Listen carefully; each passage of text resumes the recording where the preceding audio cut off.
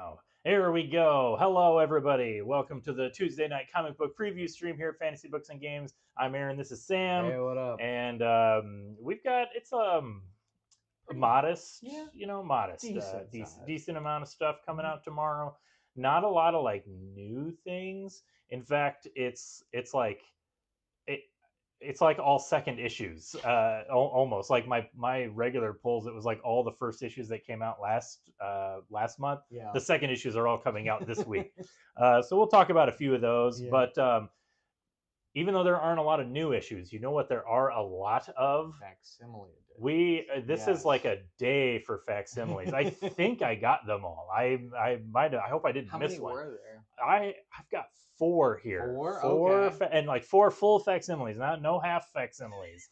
But yeah, Marvel is reprinting the Silver Surfer series, the original 1968. So this is issue two. Speaking of second issues, this is just Ah. another number two. But I like this series. This is the classic Stan Lee and John Buscema Silver Surfer. And one thing I will note, like these are oversized comics, like the Silver Surfers. They were when they first came out, they were like premium books, Okay. and So like a treasury edition not today? a Not treasury quite. edition, but like I think it was. I have a few of them, like better quality paper, and they're thicker. Like you Okay. can see, it's like square bound. Oh, yeah. It's not like stapled, and they're longer too. Like this is, I That's don't. a thick book. That's Yeah, almost a trade. exactly. Yeah. Yeah, and so they didn't cut. It wasn't a monthly book.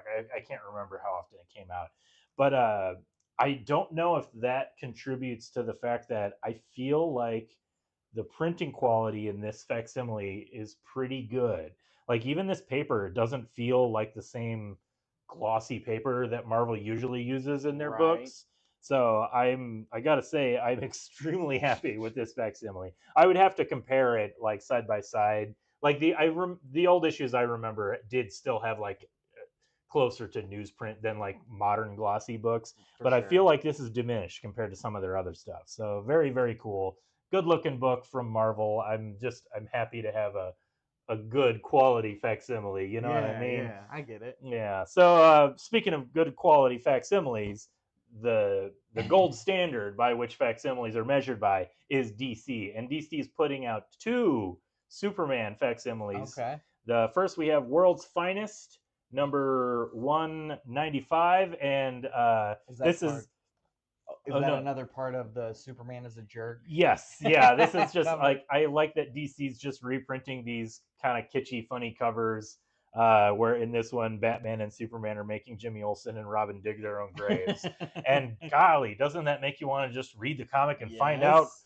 why would they do that? And it's always some silly twist on like, no, it's not because they're trying to kill them; it's because they're trying to save them in some weird Yeah. way. Context is everything. Exactly, but I love these covers. They're like you said, out of context, they're hilarious, Yeah. and then they just like give you a screwball story that like goes in a weird direction. They also feel like stories. I think I talked about this with one of the last week with the Superman Make an or Aquaman like yeah start. or the Yeah. Jimmy Olsen, whichever one. Yeah. But I feel like there was a period in DC's history. This is true. I don't know if this is true for this cover where they were just coming up with ideas for catchy covers that would Right. attract kids, and then they wrote the comic stories afterwards. So they're just like, you got to come up with a boffo cover, and then you figure it out and give it a little twist, and that's how these read, and I love them for that. Nice. Yeah, so that's very cool that they're doing that. I hope they keep it up and just print more of them because there's some even funnier ones, Yeah. honestly. Also, a reprint of the Man of Steel Ooh. #1. This is the John Byrne issue. That is the first post-crisis Superman comic. This is where Oh. as you can see, the legend begins. They're Mm-hmm. restarting Superman in 1986, I believe, is when Okay. Crisis was. And what's especially noteworthy about this comic, I don't know if you did. Do you know what's so special about I this don't issue? think I do. I might when you This tell me, but this is, I think, I if it's not actually, it is considered the first variant cover in comic book oh, history. I So didn't know that. this is the cover B. I believe, or the direct edition cover. Because Okay. back in '86, comics were still coming out at on the newsstands, so you could get them in grocery stores and Walmart and drugstores and whatnot. And so that was newsstand distribution, but comic shops had become a thing, and they had direct distribution where publishers were sending them directly to comic book stores. That's pretty much all we have now is direct distribution. But it was such a big event that they were restarting Superman with like a new series. This was a 6-issue series where John Byrne reinterpreted or retold the Superman myth, like established him for the modern age, got rid of all that silly Silver Age stuff that I love. But this was the first issue that had 2 covers. They had one that went to newsstand, and then there was this cover that went to distribution. Yeah. And boy, it's been all downhill from there. I was about to, how do you feel about variants? I have no official, no public opinion on variant covers. That's fair. I won't grill you. Yeah, no, that's. I'm guilty of buying variant covers every now and then. Yeah, but it's definitely a bit of a scourge. There's just so many. There's a lot. But anyway, yeah, this is classic John Byrne Superman.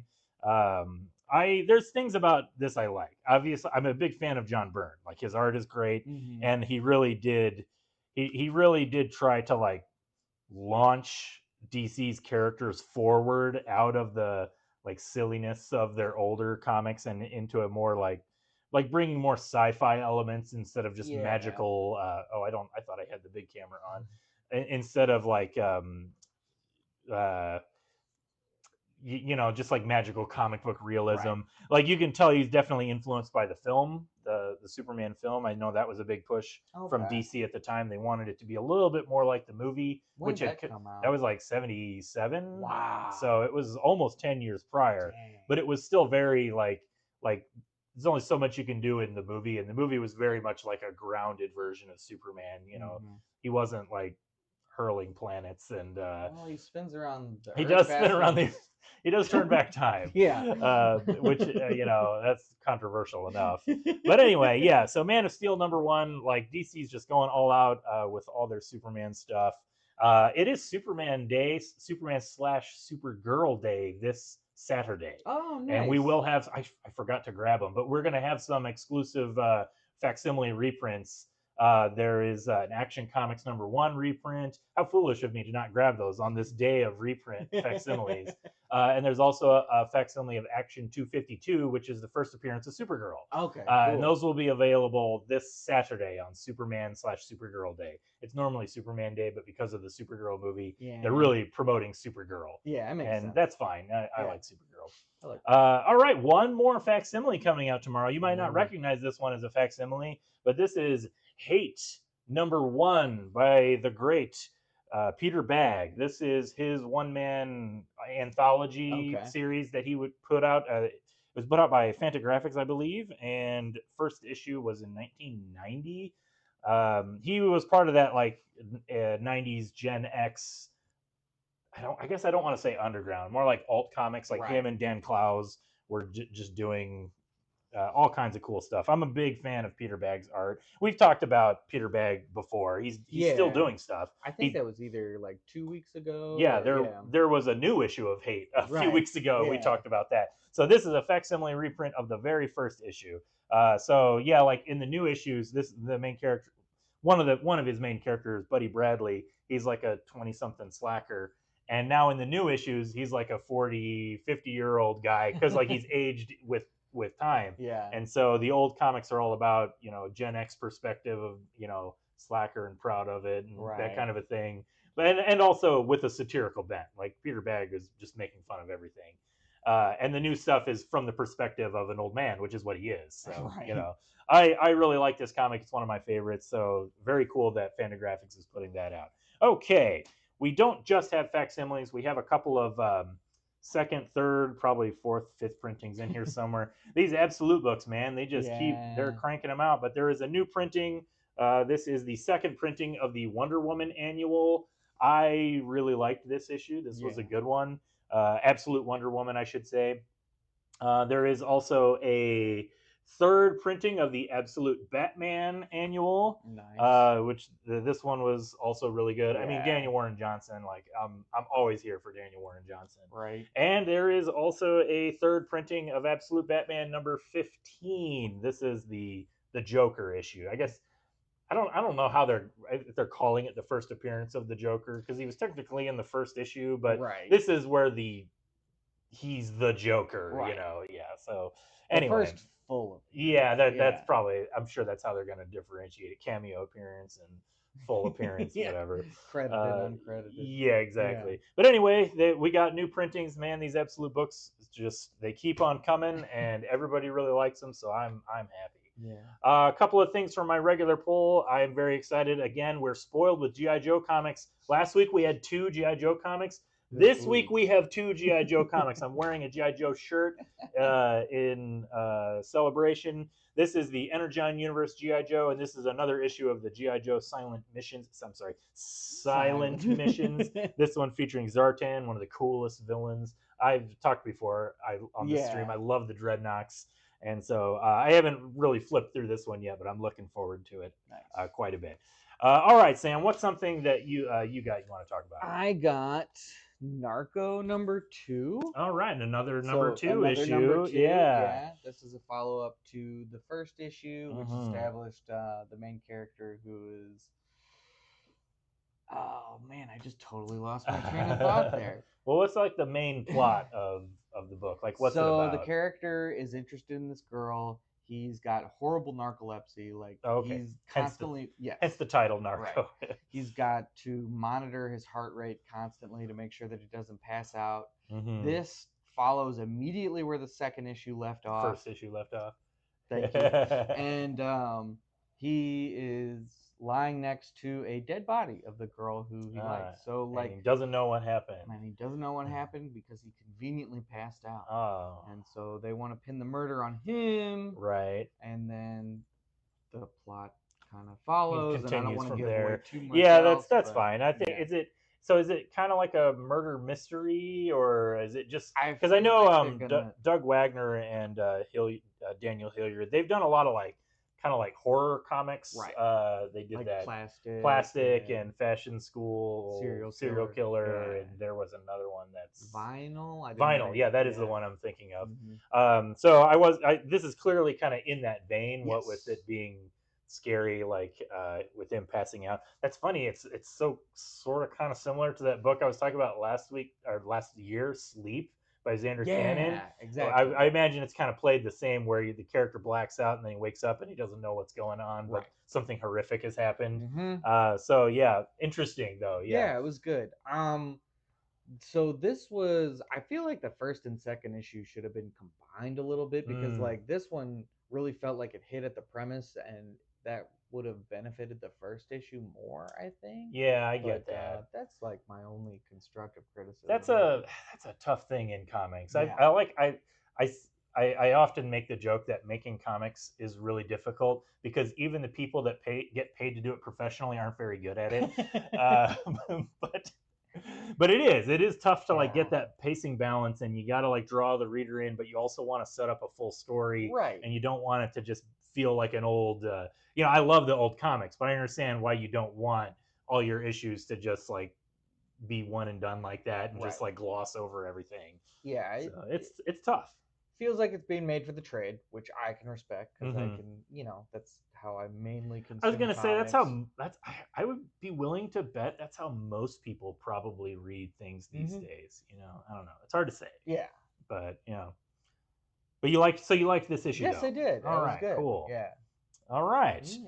Yeah. Let's see. There's a couple of other issues in my regular poll, not number 2s. This is a number 8, the new Battle Beast. This issue is just chugging along. I haven't even flipped through this one yet. I guess the last issue, this opening splash page was quite gratuitous. We couldn't show it on the stream, so I need to look before I just open this up and put it on. Okay. Nothing too, just a bunch of dead bodies. Just we can handle. We can handle that. Just a bunch of dead bodies. But yeah, this comic is great. I really like it. As I've said before, it just kind of reminds me of the old school feeling of reading Invincible back in the day, but not not just repeating itself. It Right. really is like building on the universe that they set up. So very good stuff. I really Nice. like it. Also coming out tomorrow, issue 3 of Night City. Did you Ooh. see this one? I have not read it yet, but that's I top haven't of my stack. I haven't tomorrow. read it either, so I'm really looking forward to it. If you've watched this stream before, you know I'm a huge fan of Matt Kent and David Lapham, and here they are working on a comic together. Oh, it's like it was made for me. Yeah. And I really loved the previous 2 issues. Really look. This is the final issue too. I think it's just wrapping up here. Yeah. So that's the other thing I like. It's a tight little 3-issue story, you know. Mhm. So yeah, looks really cool. There was you read the second issue, right? I did. Yeah. What did you think about that? I don't know if you would call it a plot twist, like the villain, because I guess I should say the setup for this comic basically is a superhero.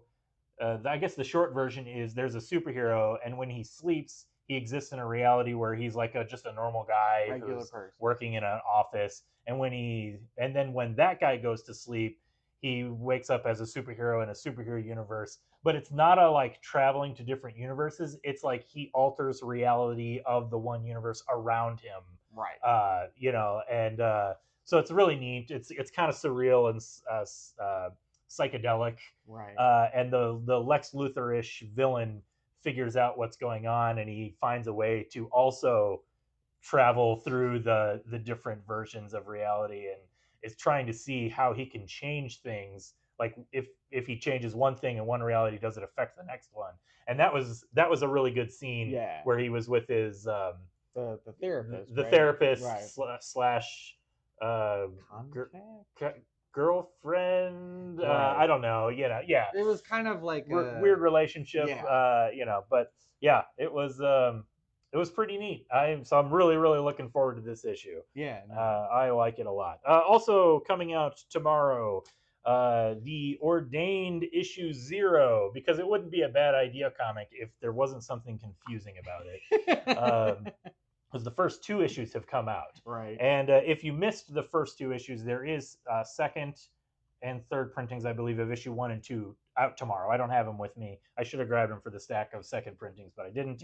But this comic, I enjoy it quite a bit. It's really simple. It's really straightforward. It is John Wick, but the main character is a priest who's an ex-Navy SEAL. Right. And the Irish mafia is trying to kill him because the head of the Irish mafia confessed his sins because he thought he was going to die, and told them all the secrets of the family, the organization, and now they got to kill this priest because he's got evidence. He knows stuff. Yeah. Pretty simple, very straightforward, but it's really good, and it's fun. It's just action. You can see like it's written by, or it's co-written by the guy that created John Wick. Right. So you that vibe is all in there. This is specifically about a character called the Machine who's going to go up against the main character, the priest, in the next issue. That's why it's a 0 issue, because it's sort of like it's not necessary. It can be read out of order, is the point, because it's sort of like a side introduction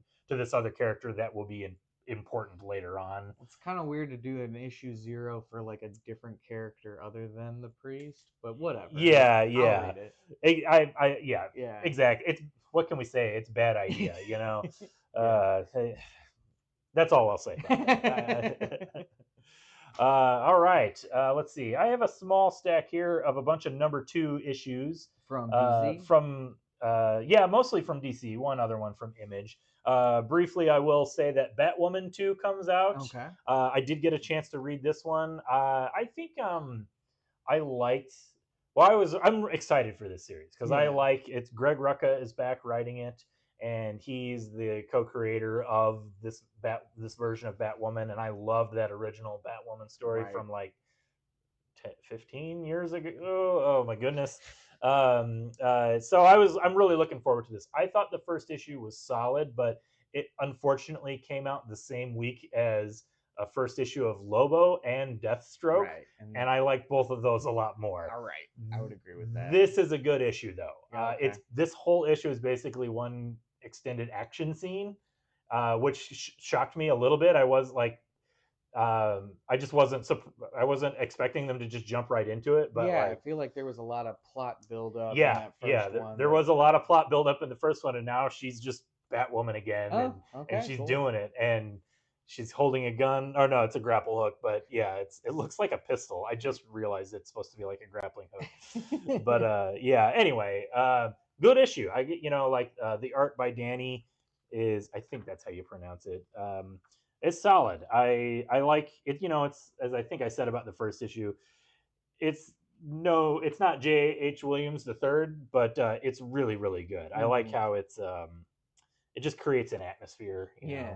I like the use of the colors in here too. I should just, if we're going to talk about colors, we should mention the colorist. There we are, Matt Hollingsworth, because I really like how all these panels are like bathed in like red or Hmm. blue.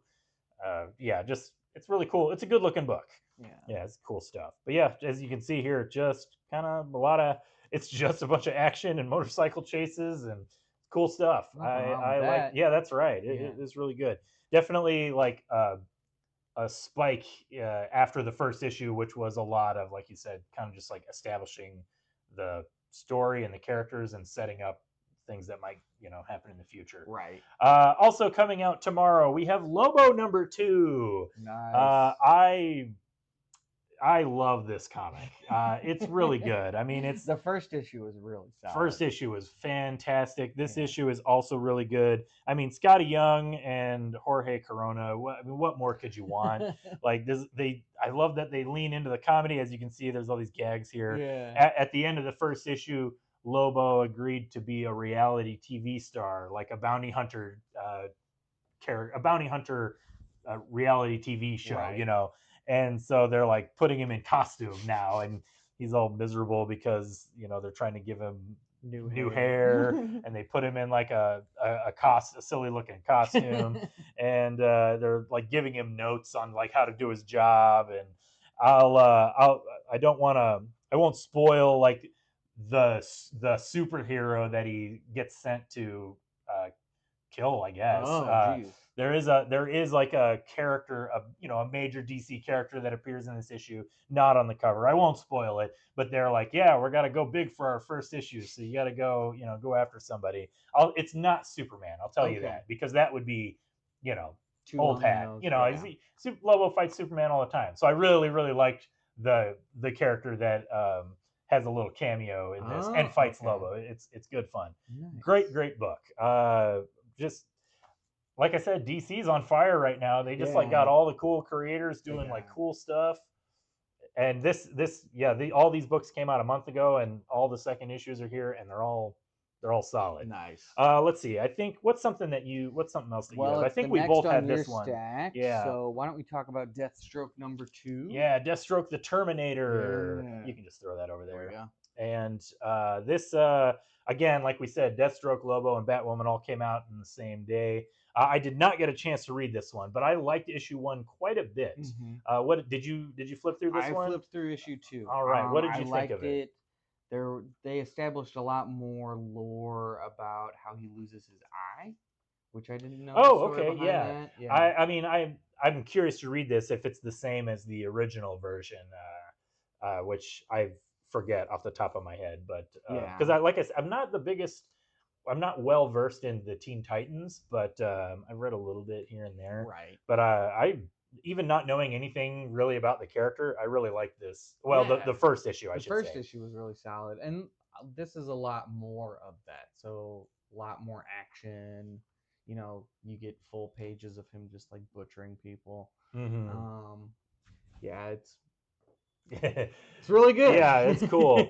I think what I like, I don't remember if I said this. I probably did say this last month, but I think what I like about this is that so far, I guess we should mention that it's written by Tony Fleecs, just talking about DC getting great creators to really just get to the essence and the core of their characters. Right. I think what I like about this series is that it's just they're keeping Deathstroke as a villain. Yeah. Like it's not like he's not they've never really like tried to soften him to make him kind of an anti-hero who like has to kill sometimes, like Right. like Deadpool. Like all Marvel characters, all Marvel villains like have to become kind of quasi heroes at some point. It's Yeah. like their rule. But not really. It's just how it feels. But like I like that DC, like Deathstroke just stays a villain. Like Even in his own even in his title. own title, Yeah. like he kills people. That's all he does. That's all he's good at, and Yeah. that's who he is. And I love it. It's really good. So yeah, very cool. I'm looking forward to reading this issue. All right, we've got like I said, I guess it was kind of a short stack. I don't know. I've been talking real fast, but we got two more comics to talk about, and then we're gonna call it. But I have before we talk about that last one, I have another number 2 issue. Okay. This is issue 2 of Tigress Island, and Still good. I really love this comic. This is good. It's it's difficult to pin down because like we talked about this in the first issue where it's definitely playing in the genre and the tropes of like trashy exploitation exploitative genres of like women in prison types of stories where like all these escorts like the characters are escorts and they all get taken to an island for some rich billionaire and they just immediately get put into prison where they're just like Right. kept and they're going to go through training and you have this like the like this Nazi lady who's like in charge of the camp and it's like it's really good especially because so much of this issue even like the first issue is just these girls all talking to each other. It's Right. a lot of just like conversation but it's beautiful art and it's it's weird. I guess it's difficult to pin down because it's like the plot moves at a leisurely pace but you still feel engaged because you feel like all the dialogue matters. Like you're getting to know the characters Yeah. because it's a large cast. There's like 7 or 8 girls that all get introduced in the first issue and all get taken to this island. Where and they're just in this issue they're trying to formulate a way to escape, Okay. and they quickly. There's other women that have been there for a lot longer, and they're like, "No, it's impossible. Don't even try, or you're just going to get us all in trouble." It's Right. like it's sort of this like hopeless situation, and you get to see the way all of the different characters are reacting to it and it's very engaging Yeah. and it's also like I said it's also very fan servicey. Like it knows what it is Yeah. and it's kind of playing that. I guess I've heard this term used before. I forget what, but it's sort of like it's like elevated schlock. Elevated Yeah, schlock. where it's like it's definitely trashy and it knows what it's doing, but like it's being classy about it. Yeah. It's just so self-aware it's that it can hit yeah, on yeah. it's art. It's not. I don't know. I'm really liking it. I'm Yeah. eager to see where it goes from here. I'll have to read it. I didn't read the first issue. But Okay, yeah. I recommend it. Okay. The art. I know that like not everybody loves the art. No, This I love the artist. art flipping through I it. don't know how to pronounce this name. I'm sorry. I know we live in the digital age where EPHK. yeah, Epic. I don't know. I guess maybe I'm being mean. Maybe it is like a a foreign name, but Oh. I think it sounds more like a Instagram handle to Yeah. me. But anyway, like I know the art is. I think it's beautiful. A lot of people are weirded out that there's no pupils in the women's eyes, but that doesn't bother. That's a stylistic choice. And as I've said before, having so many different characters, I love that they have a distinct visual look to them. Like you can just tell every single character is a unique individual. They're drawn differently, and yeah, beautiful colors. Like everything's kind of got this like bubbly look to it. The girls really have like the artist like so effortlessly makes them look innocent and but also mean and angry and like he covers like every range of expressions. Yeah, really good stuff. So very cool comic. I like it quite a bit. Okay. It's tough. I can't really say it's like my favorite of the week because some real bangers came out this week. Aside from just the second issues from all those DC series that I really like, there was also a new issue from Bad Idea, and that's the last book we're going to talk about here. I've been eagerly anticipating this one, The Hab, by Joshua Dysart, who he's a writer that I like. He's not done a ton of stuff Not recently. Familiar with that name? Yeah. What else has he done? His big book was he was nominated for an Eisner for Unknown Soldier at DC in the late 2000s, I want to say. Okay. It was probably, I don't remember exactly when, but Vertigo, I should say. I said Yeah. DC. It was a Vertigo book. Okay. And so, and he's done various stuff since then. He has done some stuff for Bad Idea, and he was writing for Valiant in the middle 2010s before Valiant sold, before the people that owned Valiant sold it and then started Bad Idea. Right. So that was his connection to. So I'm not surprised that he's now doing stuff for Bad Idea because he was Right. doing stuff at Valiant. But man, I tell you what, I've been looking forward to this one quite a bit. I like Joshua Dysart. He's a smart writer, and art by David Lapham, Uh-huh. and art by Bill Sienkiewicz, and there was a third name, the colorist. Oh, it's on the final. Sorry, we're gonna take this off camera because I don't want to Okay, I wanted to make sure it wasn't spoiling. Yeah, Bill Crabtree and Jacob Phillips. Jacob Oh, Phillips, wow. Sean Phillips' son. Oh, This is geez. like a murderer's row of the best artists working in comics right now. Yeah. And I gotta say, I loved this issue. I liked it a lot too. So what did you think? What is it about? It was really strong. So it's about this billionaire who relocates his family and various people who work for him to habitat in the Arctic, or where was it at? It's not the Arctic. Oh wait, maybe They it was. said, Yeah. I already forgot where he said it was. I thought it was like in a mountain. Um, but yeah, it's like this underground facility right. that he built. In case society crumbles, he'll like have a place to wait out the apocalypse and then emerge and reshape society in his image. I Yeah. imagine that's the plan. And he has all these kinds of facilities and amenities. Namely, there is fresh water underground, Mm-hmm. like an endless supply of Yeah, it. it's like in a cave, like glacier Yeah. water. Mm-hmm. Mm-hmm. That becomes very That's important it's an later. important plot point. Yes, yes.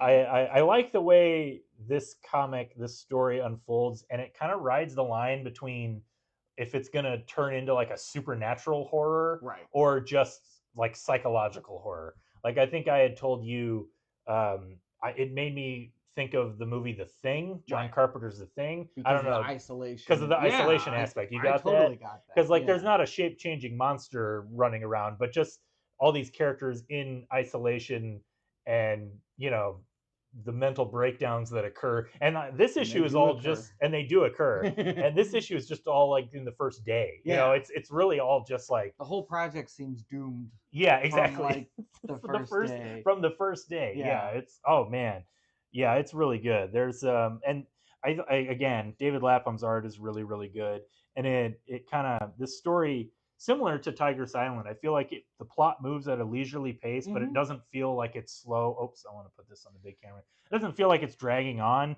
It's just setting up all these characters, Right. and like their situation and how they came to be involved with this billionaire and why they're in his special super tech habitat. Right. And like it's setting up all these important little things of like how the habitat works, and characters are having these like mental visions, and there's like a lot of backstory in this too. I mean, they covered a lot. Was it like It's out? like a double sized issue. Okay. Yeah, it's not a. That It's like a makes sense. 40 something page comic. Yeah, that's true. It's not a 22-page comic, Yeah.